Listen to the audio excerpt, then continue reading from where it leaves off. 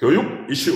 오늘은 신문에도 기사가 나오고 학교에서도 논란이 되는 금남교실에 대해 이야기 나눠보겠습니다. 금남교실이 이제 폐지되면서 그 가해 학생들에 대한 교육은 과연 어떻게 이루어지는 것인가 하는 데 대한 학교 현장의 선생님들의 이제 의문이 늘어나고 있습니다.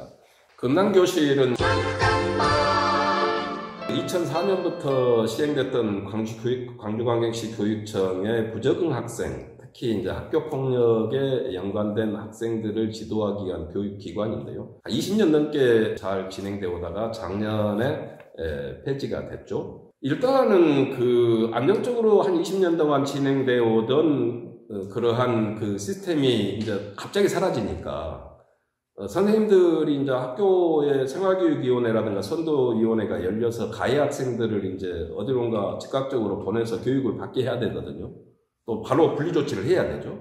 그런데 이제 즉각적으로 보낼 때가 옛날에는 금남교실이었는데 이제 외부 위탁, 민간 기관에게 위탁을 하다 보니까 그런 부분이 좀 많이 혼동스럽고, 무엇보다도 이제 현장 교사들의 의견 수렴이 없이 이런 시스템이 없어지고 새로운 시스템으로 전환되면서 현장에 많은 혼선을 가져오고 있는 것이 문제입니다. 그러니까 이제 한 30개 넘는 외부 민간 그 청소년 기관에게 그 위탁 교육을 시키나 봐요. 자세히는 좀 더 살펴봐야 되겠습니다만 그 민간 기관들이 주로 상담 기관이지 교육 기관은 아닌 걸로 알고 있습니다. 그러다 보니까 문제 행동을 보이는 학생들에 대한 수정 교육이 제대로 이루어지지 않고 있다라고 생각하는 게 현장의 지배적인 의견인 것 같습니다. 그 광주광역시에는 고등학교 단계 문제 학생들을 보내는 곳이 이제 돈보스코라고 하는 학교가 있고요. 중학교에서 문제 행동을 보이는데 이제 장기적으로 학기 단위로 보내는 곳이 이제 용현학교라고 있습니다.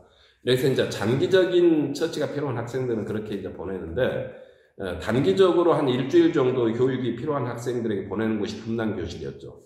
가해 학생들의 행동이 수정되지 않으면은 또 다른 또 피해 학생을 만들게 되고 그런 학생들에 대한 교육적 처치를 엄하게 또 내지는 아주 실효성 있게 해내지 못하면 학교 현장이 매우 힘들어지죠. 금남교실에서는 그 상당히 체계적인 프로그램을 가지고 그 전문적인 그 영역을 맡은 선생님들과 여러 가지 정서 전환과 이 심리 전환을 위한 교육 프로그램을 20년 동안 경험을 가지고 진행됐던 걸로 알고 있습니다. 근데 이러한 부분들이 한순간에 무너지면서 민간 위탁으로 가게 됐고 그 민간 위탁에 대한 교육적 실효성에 대해서는 검증을 누구도 하지 않았다. 저는 이렇게 생각하고 있습니다. 광주광역시 교육청에서 이제 교육감이 바뀜으로 인해서 과거 정책들이 진일보에서 더 나은 이제 교육 체계로 가야 되는 것, 그리고 새로운 정책을 수립해서 과거에 좀 부족했던 문제들을 좀 개선하는 것은 매우 중요하다고 생각합니다만, 지나치게 과거 정책이라고 해서 없애버리고 검증되지 않는 시스템을 바로 도입함으로 인해서 그 과거의 퇴행적 행태를 반복하는 그러한 것들이 도처에서 발견되고 있는데요. 금남교실 폐지도 그 중에 하나라고 저는 생각합니다. 이 가해 학생들도 그냥 배제나 그 몰아내기보다는 우리 광주 학생의 일원이고 한 번의 잘못된 행동이 영원히 갈 수는 없지 않습니까? 단 한 아이도 포기하지 않는 포용교육의 근본 핵심에는 이런 가해 학생들도 반드시 반성과 수정을 통해서 우리 광주 구성원의 일원이 되도록 하는 그러한 심도 깊은 교육적 처치가 매우 필요하리라 생각합니다. 무엇보다도 이제 현장 교사들의 의견 수렴이 없이